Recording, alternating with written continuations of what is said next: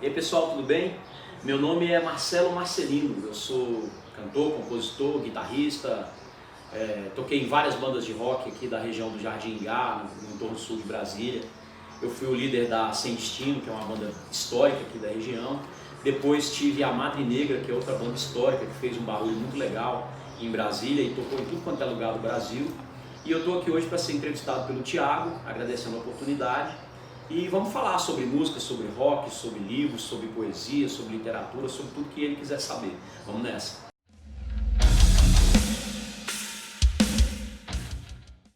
Minha história no rock?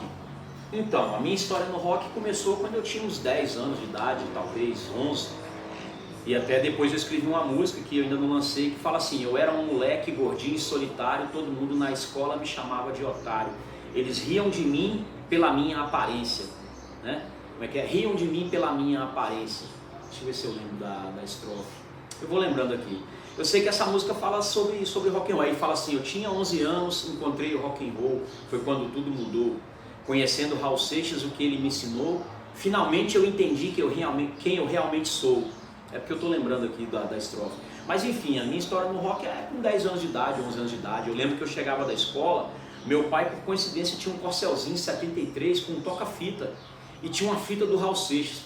E eu ficava o dia inteiro dentro do carro ouvindo essa fita do Raul Seixas, de trás para frente, de frente para trás. E aí começou a minha história no rock. Eu sempre sonhei em tocar, aprendi a tocar, ter uma banda, viajar, fazer o que todo mundo faz com rock and roll, né? E é isso. Bandas. Eu tive, a primeira banda que eu criei, na verdade, que eu comecei do zero, é a Sem Destino. É uma banda histórica, lendária, é um power trio. Eu, Lucas Carmo e Neves de Marte, ou Neves Silva. Isso tem já mais de 20 anos. E os dois são meus amigos, 300 anos, e a gente é amigo até hoje. A gente começou uma cena musical no Jardim Ingá praticamente do zero. Não existia banda, não existia ninguém que... Na verdade não tinha nem público e a gente nem sabia quem eram as pessoas que curtiam rock and roll. Eu lembro que uma vez eu cheguei numa festa com uma camiseta do The Doors, uma foto do Jim Morrison.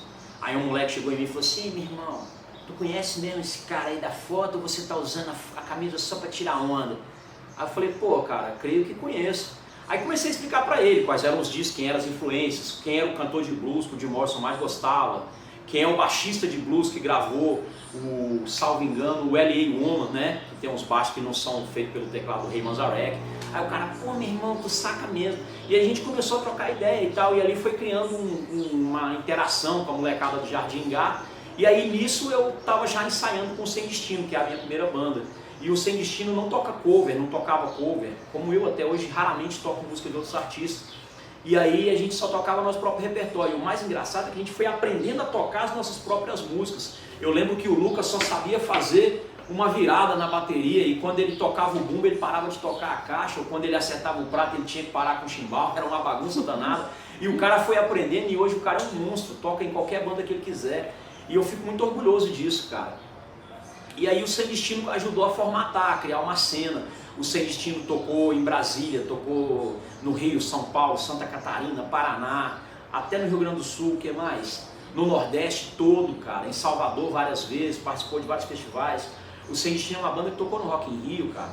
Então a gente foi muito vitorioso. Eu lembro que teve uma vez que a gente estava em Recife, sem grana nem para voltar para casa, bicho. Tipo assim, vendendo CD para poder tentar comprar passagem para descer de Recife para Aracaju, salvo engano, né? Recife, Maceió. Aí depois Aracaju, tentar descer de Recife para Maceió, que a gente tinha uns shows marcados em Maceió. E aí foi um perrengue danado, a gente conseguiu vender o CD, pegou o ônibus com o instrumento nas costas. Aí no dia que almoçava, não jantava, a gente chegou em Maceió, fez um puta show, vendeu mais uns 50 CDs. E aí a gente terminou a viagem tranquilo, pegamos o ônibus para Brasília e aqui estamos. Poucos meses depois a gente estava no Rock in Rio, tocando em hotel 5 estrelas, banheira de hidromassagem, tomando uísque, champanhe, e eu tive o prazer de apertar a mão do Neil Young e do Jimmy Page em 2001. Quer dizer, é uma coisa que nada paga, né, cara? Então a vida é engraçada, é irônica. O Sem Destino era uma banda de garagem que a gente não sabia nem tocar direito as nossas próprias músicas, e de repente, alguns anos depois, a gente estava tocando no Rock in Rio. E aí o próximo capítulo é o Madre Negra. O Madre Negra já era uma banda assim feita para se divertir, cara. Era uma coisa para dar um formato à la Rage Against the Machine. A maioria do trabalho do Madre Negra no começo era baseado no som do Rage Against the Machine. Tipo assim, vamos fazer esse som pra gente se divertir? Eu tinha acabado com Sem Destino, eu estava afastado da música há uns 5, 6 anos, talvez mais, talvez 7. Aí eu trabalhava em escritório, todo engomadinho, né? Enfim, rodava pra lá pra cá. Mas eu era um cara muito vazio, estava muito triste, muito deprimido com aquilo. E aí rolou o show do Rage Against the Machine em 2011 no SWU em São Paulo. E eu peguei a minha mulher na época e falei, vamos, a gente foi. Eu assisti o show do Rage Against todo pulando, me divertindo, com o olho cheio d'água e pensando, cara, eu tenho que voltar a tocar, porque eu estou morrendo por dentro e só a música pode me devolver aquela alegria que eu tinha de viver, de fazer som. E aí eu criei o Madre Negra com outros amigos, com o Brioche, com o Nico, com o Dervan, que hoje toca na Liberdade Sonora, né? Dervan tocou comigo muito tempo no Madre Negra. E a parte engraçada é que a gente começou num lance querendo ser assim, tentar as covers do Rage Against e tal. Só que nos primeiros ensaios eu falei, cara, não vamos tocar cover não, vamos compor. E aí eu comecei a compor desenfreadamente o repertório do Madre Negra e despretensiosamente, um ano depois a gente já estava viajando para tudo quanto é lado, tocamos no Porão do Rock, no Palco do Rock em Salvador, tocamos no Nordeste, tocamos no Paraná e depois em Santa Catarina, no River Rock, que é um festival aqui em Santa Catarina. Enfim, o Madre Negra teve uma história legal, chegou a ser contratada por uma empresária que tinha trabalhado com Charlie Brown Jr., morou em Santos, morou em São Paulo, gravou disco, tocou com um monte de banda legal, tocou com CPM 22, tocou com, salvo engano, com Ira, tocou com Matanza várias vezes, com Dead Fish. A gente fez um bom estrago, fez um bom barulho. E é isso, fui muito feliz com o Madre Negra, me diverti muito e aí resolvi seguir a carreira solo, gravar um som diferente, com influências de Belchior, de Raul Seixas, Zé Ramalho, que é o disco solo que eu tenho, que eu nem trabalhei na verdade, porque depois de gravar, quando eu ia meter o pé na estrada para divulgar, eu tive problemas de família e tal, minha mãe adoeceu, e eu tive que dar um tempo da música, fiquei mais praticamente um ano afastado, e aí voltei agora em 2019. É isso, né? Acho que essa parte da história tá bem contada. Né? Falar mais sobre o Sem Destino, cara, Sem Destino é uma banda lendária, velho. Eu tenho muito orgulho de ter tido o privilégio de ter feito parte dessa história. Pra você ter uma ideia, cara, eu não lembro o ano, não sei se foi 98, 99, deve ter sido 99, 2000, porque a gente tinha recém lançado o primeiro disco do Sem Destino. Rolou um show do Ratos de Porão, em Brasília, no Teatro Garagem. O produtor na época falou, Marcelo, eu vou pôr os cabelos duros na sexta pra abrir pro Ratos, vai lotar, no sábado vai dar menos gente, mas vocês vão abrir pros caras porque eu quero que vocês abram. E o João Gordo ouviu o seu som e gostou da banda e falou que vocês podem abrir. E aí, cara, deu, sei lá, 500 pessoas na sexta, todo mundo, Teatro Garagem lotado e tal. E eu fui lá assistir o show do Ratos, falei, cara, amanhã vai ser foda, tocar com esses caras, com o nosso som não tem nada a ver com o deles, é um som punk rock básico assim, às vezes parecia até com Legião, com rock dos anos 80. E o mais incrível, cara, é que no sábado deu o dobro do público da sexta-feira, lotou, assim, deu umas 800 pessoas, tinha gente, sei lá, tinha 400 dentro do teatro, deu lotação, e 400 de fora, bebendo, ouvindo som. E a gente fez o show, cara, e o show todo a galera cantando as músicas do CD, e, saca, e gritando e tal, e pulando.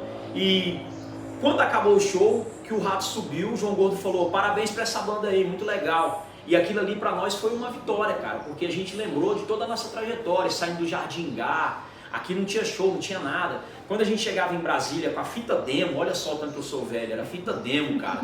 Mostrava pro produtor, o cara, eu vou ver. E o cara ficava me enrolando um mês, 2 pra ouvir, eu ligava pro cara todo dia, até que o cara, tá, bicho, vou ouvir tua banda. Aí de repente o cara que ligava de volta, falava, pô, cara, a banda é legal, hein? Ó, não paga o cachê, mas tem como vocês abrir o show tal dia. E assim, abrindo show, participando no Teatro Garagem, que era a casa do rock de Brasília naquela época. A gente foi, cara, e acabou lançando um CD. Em 2000 a gente tocou no Porão do Rock, num dos melhores horários, assim, foi um dos headliners da noite, né, por ter tocado num horário tão legal. E em 2001 culminou com o Rock in Rio pro Sem Destino, saca? Então é uma história muito doida, cara. E eu me lembro de a gente falar, pô, deixa eu tocar aí. O cara, não, bicho, já tá lotado, já tem as bandas suficientes. Aí alguns meses depois, aquele mesmo cara me ligar, pô, Marcelo, eu tô com uma situação aí, cara, vamos tocar com a gente e tal, só vai ter banda boa. E eu falar, pô, cara, vamos sim. Então o Sem Destino foi isso, cara, representou o começo de uma cena musical no Jardim Gá e cultural, e a gente tem muito orgulho, cara, porque a gente tirou, graças a Deus, muitas vezes o Jardim Gá da página policial para a página de cultura, porque o Sem Destino apareceu no Correio Brasiliense, no Jornal de Brasília várias vezes, e as pessoas falavam, pô, do Jardim Gá, naquela época pensava-se, né, muito enganosamente, muito erradamente, que no Jardim Gá só tinha, né, só crime. E aqui não, aqui é um lugar muito legal, tem muita cultura, tem muita banda de rock legal, muita gente escrevendo, lendo, compondo, tem uns caras do rap aí agora que estão fazendo um som legal, então eu tenho muito orgulho do Sem Destino e foi legal você ter feito esse parênteses e perguntado sobre a história, né, como foi o desenvolvimento do Sem Destino. Minhas composições, cara, minhas músicas elas partem da letra. Raramente eu faço uma melodia antes ou um riff e depois coloco uma letra em cima. Eu sou um cara que escreve compulsivamente. Inclusive eu me intitulo escritor nas minhas redes sociais. Eu tenho um livro que se chama A Guerra dos Ratos, que é uma trilogia em 3 volumes, né, sobre vingança, morte. E eu ainda não lancei porque eu acho que ainda não está maduro o suficiente. Eu já escrevi, li, reli, reescrevi esse livro umas 2 vezes e eu creio que daqui um ano, mais ou menos, daqui uns meses eu devo lançar por alguma editora e tal. Algumas editoras se interessaram, eu fiquei muito orgulhoso com isso. Mas as minhas composições elas partem da letra. Eu pego um bloquinho de papel, escrevo um verso, escrevo outro. Antigamente, quando eu não tinha celular, que o celular hoje tem bloco de nota, né? Tranquilo. Eu andava, cara, com bolso, bolo de papel, papel de pão, pedaço de guardanapo, que eu ia no boteco, enchia a lata e escrevia um monte de música no guardanapo. Pá! Aí eu ia lá, separava, isso aqui combina com isso, pai, né? Era meu método de composição, ainda é até hoje. O que eu faço? Eu escrevo um verso, depois escrevo outro. Quando eu acho que eu tenho algo a dizer, eu procuro misturar as coisas e aí eu venho e faço a harmonia, você entende? E como agora eu sou um artista solo, não tenho uma preocupação de fazer algo que seja formatado para uma banda em si e tal, como era, por exemplo, na época do Madre Negra, as minhas composições são mais fluidas, mais fáceis. Eu chego, faço a base, toco e aí eu penso no arranjo depois. É assim que eu componho, cara. E por incrível que pareça, a literatura me influencia tanto na composição quanto a música. Você entende? O Carlos Drummond de Andrade é tão importante para mim como seria o Raul Seixas. Você entende? Porque eu venho de uma formação de ler. Para eu chegar a compor alguma coisa, eu tenho que ler muito primeiro sobre aquilo para eu depois começar a concatenar os versos e aí falar sobre determinado assunto. Eu acho até, cara, que o compositor ele é uma antena, cara. Ele capta algo que está no universo, que vai para ele e ele devolve para o público. Porque eu nunca consegui, eu sou sincero com vocês, se você falar assim, Marcelo, vamos compor sobre aquele carro amarelo que encostou ali agora, eu não vou conseguir fazer, velho. Ah, vamos compor sobre a fome na Etiópia, eu não vou conseguir fazer. Eu componho assim, vem na minha mente, eu escrevo um verso, escrevo outro, depois quando eu vejo que a letra está pronta, eita, falei sobre isso aqui. Ah, é pertinente ao disco. Aí eu vou lá e boto a harmonia. É assim que eu componho, cara. Esse é meu método de composição. Cultura local. A cena. Cara, essa palavra cena ela é tão pesada, né, bicho? Porque quando eu penso em cena, cara, apesar de ter bandas maravilhosas, Brasília, cara, é um celeiro de bandas foda. Sempre, em todas as épocas, surgiram bandas em Brasília que vale a pena ouvir. Sempre. E em especial no Jardim Gá, cara. No Jardim Gá eu posso citar o Penurezé. O Penurezé não é daqui, né? Mas eles têm uma raiz muito forte aqui. Eu posso citar a banda do Emílio de hardcore, o Suicídio Coletivo, o Selenita do Lil, essa banda que surgiu agora do Devan e do Thiago, Liberdade Sonora, é uma puta banda, os caras são os músicos de alto nível. Que mais que eu posso citar? O Kryptona, que é uma banda das antigas aqui, né, cara? O Críticos, aqueles meninos do Parque 9 lá, Pedix, né? Parque 9 alguma coisa. Cara, tem muita banda legal aqui, cara. Da Ocidental eu posso citar o Nomes Feios, que é uma banda que eu admiro demais. Os caras são sangue bom e a banda é legal. Eu posso citar o Velhos Medos. Do Valparaíso hoje, a banda que eu acho mais legal é Asa Rock, né? Asa Rock, que é um hard rock, né? Isso. Com pitadas de metal, uma puta banda. Essa é a imagem que eu tenho da cena aqui do entorno sul. Aí tem Luziano, não posso deixar de falar da banda C, né, que é uma puta banda foda. Tem aquela banda dos meninos lá que faz um som meio Rage Against the Machine, cara. Walk Again, entendeu? Tem a banda do meu amigo Ivan, que já acabou, que é a Cronos, que era uma banda legal. Pô, cara, eu poderia citar aqui umas 20 bandas do entorno aqui, só da região sul. Todas tocaram em festivais por Brasília toda, pelo Brasil afora, e todas levantaram o nome do entorno, pela qualidade do som.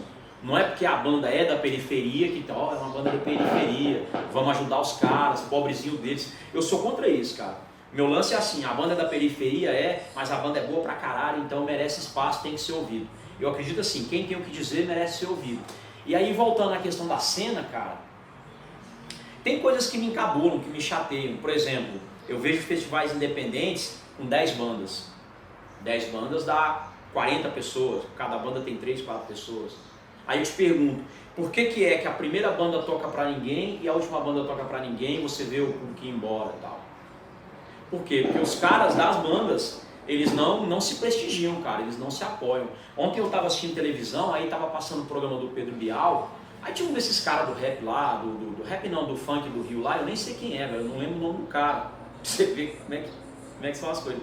O que eu lembro é que o cara falou assim, olha, a Sony Music me contratou e aí eu tô fazendo força para puxar a galera do morro, puxar a galera do funk do Rio de Janeiro. Já tem uns 5 ou 6 moleques que eu apresentei pra gravadora e que eu tô fazendo mixagem com eles e apresentando eles pra galera. Eu tô puxando todo mundo. Pô, cara, é um cara do funk. Eu vejo um monte de roqueiro aí criticando funk, falando mal do funk, falando mal do rap, falando mal do sertanejo, falando mal de tudo. Mas eles não falam bem do rock, cara. Quer dizer, eu vejo o roqueiro falar mal de tudo, isso é uma merda, não gosto não, pá. Mas eu não vejo o cara pegar e apresentar uma banda nova pra galera, falar, pô galera, ó, descobri essa banda aqui, olha que novidade legal. Só vejo o cara falar mal de tudo, mas ele não fala bem do rock, ele não faz propaganda do rock. E os caras das bandas, quando eles têm a oportunidade de, sei lá, participar de um festival, ou de organizar um festival, alguma coisa, eles são extremamente competitivos ao ponto de limar outras bandas. Cara, com Madre Negra, eu não vou citar nome porque não tem nada a ver, mas com Madre Negra, teve nego de banda, entre aspas, grande, reconhecida nacionalmente, que ficava tesourando o Madre Negra para o Madre Negra não abrir o show dele. Não, por quê? Porque o cara achava que a gente era um competidor, a gente era uma, entre aspas, ameaça ao show do cara. É uma babaquice, cara, do tamanho do mundo isso, entendeu? Por exemplo, quem levou o Legião Urbana para gravadora e ajudou o Renato Russo foi o Herbert Viana, cara. Sem Herbert Viana não teria Legião Urbana, entre aspas, tão rápido. Entendeu? Os caras gravaram porque o Paralamas bancou. E o Legião trouxe a Plebe Rude, cara. E trouxe também o Capital. Então criaram uma cena. Pra você ter uma ideia, em Recife, quem trouxe por exemplo, tinha o Chico Sainz, foi descoberto. Aí antes do Chico Sainz tinha uma banda chamada Jorge Cabeleira, que é uma banda foda pra caralho. Eles apresentaram o Chico Sainz se apresentou ao Mundo Livre, e dali veio toda uma cena de 10 bandas de Recife. Claro que tá certo, não ficaram todas, ficaram aquelas que tinham que ficar. Mas o que importa é que o cara fala, ó, bicho, tu gosta do meu som? Lá na minha quebrada tem 2 bandas de rock boa igual a minha. Isso é importante. E o roqueiro não faz isso, cara. O rock and roll não faz isso. Eu vejo os caras competindo, tesourando, falando mal um do outro, um pisando no calo do outro, mas não vejo o cara tentando incentivar o outro. Assim como eu não vejo também o cara lá da banda mega famosa que toca no Rock in Rio, etc. Não vejo ele puxar nenhuma banda para fazer turnê com ele, não vejo ele arrumar uma banda de abertura para poder abrir o show dele, ou não vejo ele pegar a rede social dele, que tem milhões de seguidores, e falar, olha, descobri essa banda aqui de Brasília ou de Goiânia, vamos dar uma força. Não vejo isso, cara. Então o rock no Brasil, entre as quando você fala de cena, você tem que pensar muito antes de falar em cena, cara. Qual cena? De onde? Os caras se ajudam? Ou os caras prestigiam? Ou os caras gostam do trabalho um do outro? Você entende? Eu, humildemente, de minha parte, cara, eu procuro seguir 2 regras. Não falo mal de banda nenhuma. Ah, é rock and roll? Tá lindo. Ah, mas é metal? Não tem problema. Pode ser trash, death, black. Se é rock and roll, se tem uns moleques lá tocando guitarra, eu já tô ali apoiando, amarradão, batendo palma. Ah, mas os caras tocam hardcore. Ótimo, maravilhoso. Eu vou em todos os shows que eu posso e falo sempre que eu vejo uma banda legal, não importa o estilo, eu procuro falar dela e mostrar ela para outras pessoas, porque é assim que o rock and roll vai se esparramar, né, cara? Na base do, entre aspas, né, um mostrando pro outro. Apesar da internet ser um veículo muito potente, se a gente não se ajudar e se a gente não divulgar o trabalho uns dos outros, a gente não vai a lugar nenhum, cara. Eu penso assim, né? Tretas com bandas. Thiago, esse capítulo é massa. Cara, eu nunca tive treta com outras bandas, assim, essa banda me odeia, eu odeio os caras, tem uma rivalidade. Tem aquela rivalidade assim, né? Você tá num festival, Aí o cara vai lá e faz um puta show e você fala, vamos superar, e você vai lá e faz um puta show, ou vice-versa. Isso não sei se é uma treta, mas aquela coisa de boicotar os outros, você boicotar. Eu já fui boicotado, mas eu nunca boicotei ninguém. Eu tenho muito tempo nessa cena musical aí, graças a Deus eu só tenho amigo, não tenho inimigo. E meu nome é limpo. Agora, tretas de banda, eu já tive muita, cara. Com um cara que já tocou comigo. Tipo, por exemplo, no Sem Destino, sei lá, quando era um power trio, era eu, Lucas e Neves, era sossego, cara. A gente se dava bem pra caralho. E... Porque assim, na verdade, eu sempre fui um artista solo, cara. Só que eu não tinha ainda noção de que eu era um artista solo. Porque eu era aquele cara que queria... Porra, toca assim, faz assado. Queria desenhar o arranjo do baixo, fazer as coisas. Os caras, meu irmão, tenha paciência, deixa eu tocar meu instrumento. O Lucas mesmo, o batera, falava, bicho, a bateria é minha, deixa eu fazer a virada primeiro, depois tu dá palpite. E eu ficava, o cara tem razão. Eu demorava, né, a assimilar aquilo, né, engolir a seco. Aí o que acontece, cara? Tive treta com um integrante de banda. Ah, você saiu da minha banda? Te odeio, você é meu inimigo, nunca mais quero olhar na sua cara.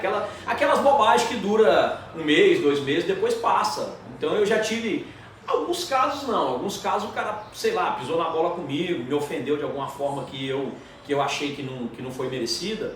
E aí eu revidei mesmo a altura e tal. Tipo, uma situação que teve, que não convém citar nome, o cara falou, pô Marcelo, você tá muito estrela. Eu falei, bicho, eu tô dormindo no chão, tô comendo macarrão com sardinha o mês inteiro, tô ralando pra caralho, dirigindo como se eu fosse um motorista de caminhão para poder chegar nos lugares dos shows que estão marcados. E aí você fala que eu tô estrela só porque vai rolar uma entrevista e o jornalista, o fulano, quer falar com o vocalista da banda, mas não quer falar com você. Você tem que reclamar com o cara que quer me entrevistar, não comigo. Esse é um lado assim meio complicado de estar numa banda. Hoje eu não tenho esse perrengue mais, porque é um trabalho solo, né, cara? Então os erros e os acertos são todos capitalizados ou descontados de mim, né? Se o arranjo é bom, a culpa é minha. Se o arranjo tá ruim, a culpa é minha também. E eu acho isso massa. Eu gosto mais de mim hoje na carreira solo, porque eu tenho mais liberdade para fazer o som que eu tiver a fim de fazer. Agora, treta mesmo de verdade, de ser brigado, de não falar com ciclano, fulano ou beltrano, eu não tenho, cara. Graças a Deus tá tudo certo. Converso hoje em dia com todos os caras com que eu já toquei, troco ideia e tal. E não vou dizer pra você que eu morro de amores. Tem aqueles que eu nossa, tudo bem. Mas não é uma treta de, eu não gosto desse cara. Só não tem aquela coisa da amizade, de trocar ideia. Agora outros, por exemplo, eu já sento, bebo, me enche a cara, a gente troca mil ideias. Ah, vamos fazer um projeto junto um dia. Ah, bora. Aí eu lembro, mas o cara é muito chato, vou tocar com ele não. Aí eu desisto, porque o negócio é tocar sozinho. E provavelmente ele pensa isso 10 vezes de mim também. Não, Marcelo é muito chato, jamais eu vou voltar a tocar com ele. Mas é assim, cara, rock and roll é isso. Tu imagina que vai ter 4, 5 caras, marmanjo, todo mundo ali, estressado, cheio de testosterona, querendo fazer o som. Um quer fazer o som pesado, o outro quer fazer o som mais pesado ainda. Aí o outro quer fazer o som leve. Aí tu acha que esses caras vão, pois é, vamos mudar o arranjo, vamos. Não funciona assim, cara. Nele chega, bicho, tá ruim, o outro não tá ruim, então tira essa música do repertório, porque se não é do meu jeito, não vai. Isso já rolou com muita gente, eu já vi isso em muita banda. Entendeu? E assim, eu era, entre aspas, um ditador, mas eu era um ditador legal. Eu não era aquele ditador chato que tirava onda com ninguém. Eu procurava impor as minhas ideias pela qualidade da ideia. Quando eu percebia que a ideia não era legal, eu admitia, não, realmente, vocês têm razão, vamos tirar esse arranjo. Porque assim, cara, a ideia para uma música, cara, ela pode ser boa ou ruim, não importa de onde ela vem nem de quem é. Se tu é um compositor, tu é um músico, sei lá, tu vê uma banda de samba tocando ali, e tiver uma ideia legal para a tua música, da tua banda de rock, e aquilo casou com o que você está pensando, sei lá, um batido, um groove, alguma coisa, e você tirou de um lugar e adaptou e transformou aquilo em algo seu, já está valendo. Da mesma forma, se o teu baixista ou o baterista que toca contigo chega e fala, velho, muda o tom, então muda a melodia nesse trecho aqui, você escuta e o cara tá certo, não custa nada dar razão para quem tá certo, né, cara? E assim, esse capítulo treta de banda eu encerro assim, cara. Eu tô de boa com todo mundo, não tenho nenhum inimigo nem de nenhuma banda, sou super sossegado e os caras com quem eu já toquei hoje em dia são todos meus amigos. Todas as pequenas rusgas, as pequenas mágoas ou pequenas tretas que eu tive com pessoas com quem eu já toquei, já foram todas superadas e eu tô super de boa. Referências e disco novo. Ah, que pergunta legal. Cara, referência. Referência, pra mim, não é influência, saca? Eu posso estar, num determinado momento, prestando atenção em uma coisa ou captando alguma coisa, mas posso não usar e aquilo pode não fazer parte da minha essência. Então, por exemplo, as minhas influências, cara, Raul, né? Raul Seixas, Belchior, Legião, coisas que eu ouvi quando era menino. Mas aí tem Beatles, cara, tem Led Zeppelin, Pink Floyd, os clássicos do rock, Doors. Cara, eu amo, cara. E quer ver? Nirvana. Pô, eu amo Nirvana, cara. Acho Nirvana uma das maiores bandas de todos os tempos, assim como eu sou apaixonado pelos Beatles e pelo Led Zeppelin, cara. E Bob Dylan. Aí eu falo de influência, cara. Por exemplo, você nunca vai entender como, não é que você nunca vai, mas você não vai perceber como. Mas o Chico Buarque é uma influência pra mim, cara. Ele é um poeta tão genial quanto o Bob Dylan. E eu procuro assimilar e entender as coisas das letras das músicas dele e alguns versos usar no meu. Igual, por exemplo, aquela música do disco solo que eu fiz, que foi pouco divulgado até, que é Puta que pariu, acontece outra vez, lá vou eu de novo, sem razão perdi o freio. Tem uma parte que fala assim, eu troco o certo pelo errado,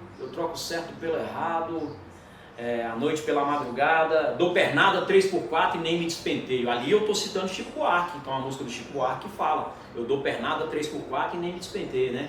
Deus me fez assim, magrelo, desdentado e feio. Dou pernada 3x4 e nem me despenteio, né? Mas se você me desacata, bota a mãe no meio, dou pernada 3x4 e nem me despenteio. É uma música do Chico, aí eu trouxe pra minha música, intencionalmente.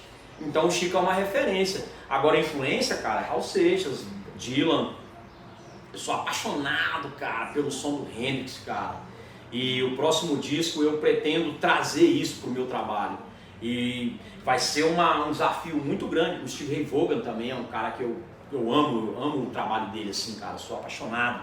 E vai ser um desafio muito grande, porque para isso, pô, eu sempre fui aquele cara que tocava violão, compõe, faz ali uma guitarrinha base marota para poder fazer uma cama, porque eu sempre toquei com outros músicos, né? Eu tinha um guitarrista bom à minha disposição, que fosse um guitarrista da banda, que mandava, tinha um baixista foda, um baterista e tal.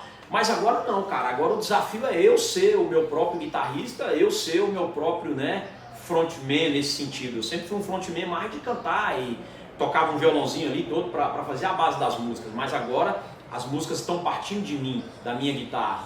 Então eu estou pesquisando, estudando, aprendendo para que no próximo disco eu venha com novas influências. Então esse disco novo que eu vou fazer agora em 2020, ele vai ser um disco elétrico, cara, pesado, rock and roll, falando da situação política do país. Não é segredo para ninguém que eu sou um cara que tem uma ideologia liberal, às vezes de esquerda, e na maioria das vezes de esquerda, não tem vergonha de falar, sou um cara liberal, mas sou um cara liberal, não acho que o Estado deva de forma alguma atacar e atingir e coagir a liberdade do ser humano e do indivíduo.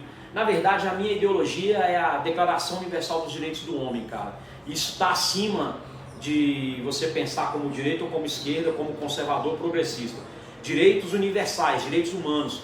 Todo mundo tem direito à água, todo mundo tem direito ao ar, todo mundo tem direito à liberdade de expressão, todo mundo tem direito a ser julgado de forma justa por um juiz imparcial, todo mundo tem direito a uma ampla defesa. Então isso não depende de ser um governo de esquerda ou de direita, depende de ser um governo que respeite a Constituição Federal. Está lá, no artigo 3º da Constituição de 88 e no artigo 5º da Constituição de 88.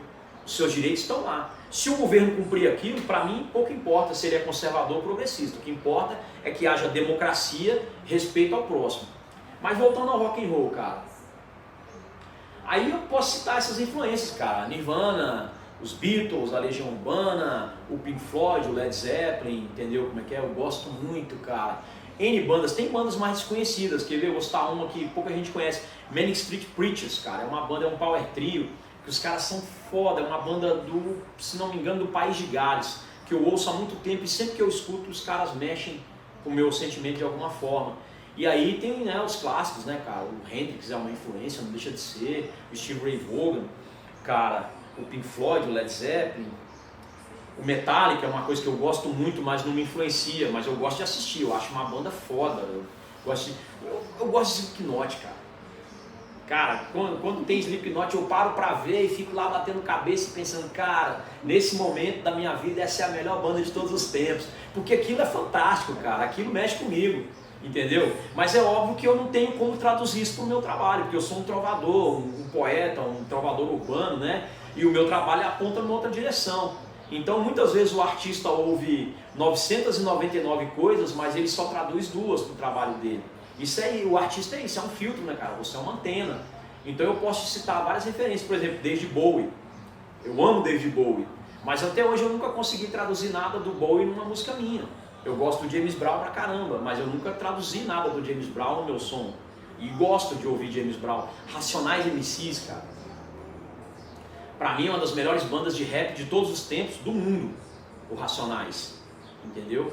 E eu amo Racionais, mas não é uma influência direta. Talvez seja no trabalho que eu fazia com Madre Negra, né, que tinha um lance de rap. Mas no meu trabalho solo não é, que tem um lance mais de trovador, de folk. Esse disco que eu vou gravar agora já vai ser uma pegada mais de riff, uma pegada mais elétrica, uma pegada mais um pouco mais pesada, mais rock and roll nesse sentido. Mas as letras são as mesmas. Uma vez aconteceu um negócio, cara, que um cara que ele se propunha a ser uma espécie de detrator, crítico, inimigo do meu trabalho, sei lá. Uma mina perguntou, nossa, Madre Negra, não sei o que, legal, você é o cara do Sem Destino, isso num post do Facebook, era uma conversa pública. Você é o ex-vocalista do Sem Destino, né, tal, Madre Negra. Aí o cara entrou na conversa falando, porra, é a mesma merda, só muda o estilo, mas é a mesma porra, é aquelas letras lá, não sei o que, e falou um caminhão de coisa ruim assim, né, e tal. Aí eu falei, pô, respondo, não respondo. Aí a mina que estava conversando falou assim, é o mesmo estilo de letra? Ele tá naquela vibe?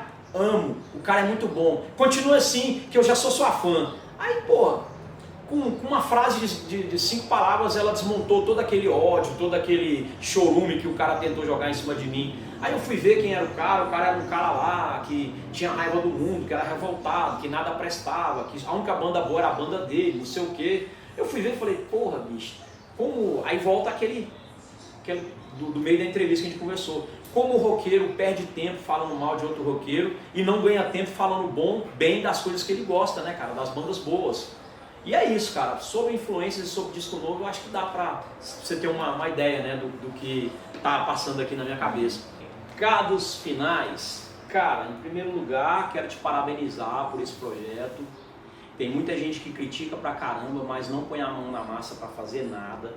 Isso aqui que você está fazendo é um registro histórico de pessoas que têm uma história para contar, que tem uma história vivida para contar, de gente que faz, gente que escreve música, que faz show, que toca em banda ou que tem outros projetos. E por mais que seja um trabalho de formiguinha, cara, é super importante e eu quero te dar os parabéns. Eu quero te agradecer por ajudar a cultura da nossa quebrada aqui do Jardim Gá e por esse reconhecimento que você está tendo com o meu trabalho. Eu tenho 20 anos de rock and roll aí, mais até, e fui reconhecido várias vezes por várias pessoas e eu agradeço a cada uma delas, e uma delas é você.